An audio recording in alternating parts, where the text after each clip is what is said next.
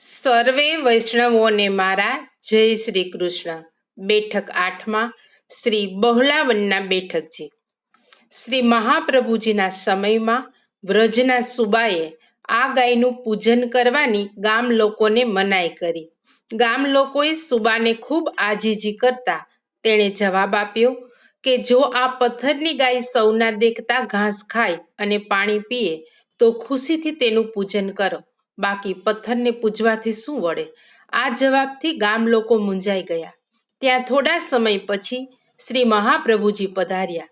આપે ત્યાં 3 દિવસ કૃષ્ણકુંડ ઉપર વડની નીચે મુકામ કર્યો. કૃષ્ણકુંડમાં સ્નાન કરી આપશ્રીએ 3 દિવસ સુધી શ્રીમદ ભાગવતનું પારાયણ કર્યું.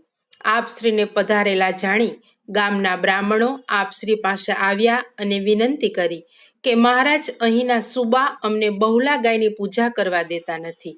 તે કહે છે કે પથ્થરની ગાય અમારી આગળ ઘાસ દાણા ખાય તો જ તેની પૂજા કરો.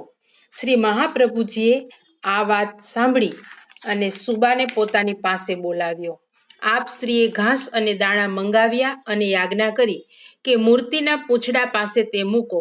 જ્યાં ઘાસ અને દાણા મૂકવામાં આવ્યા કે તરત જ તે મૂર્તિની ગાય જીવંત બની અને ઘાસ અને દાણા તરફ પોતાનું મોં ફેરવી ખાવા લાગી. આપશ્રીના આવા અદ્ભુત પ્રતાપને જોઈ સુબો શ્રી મહાપ્રભુજીના ચરણોમાં નમી પડ્યો અને વિનંતી કરી કે મહારાજ, આપ સાક્ષાત ઈશ્વર છો. આજથી ગાયની પૂજા કરવાની હું છૂટ આપું છું. કૃપા કરીને મને સેવક કરો. શ્રી મહાપ્રભુજીએ આજ્ઞા કરી કે તે આ જન્મમાં ગાયનું પૂજન રોકવાનો અપરાધ કર્યો છે, તેથી તારો અંગીકાર બીજા જન્મમાં થશે. અહીં શ્રી મહાપ્રભુજીના બેઠકજી પ્રગટ બિરાજે છે.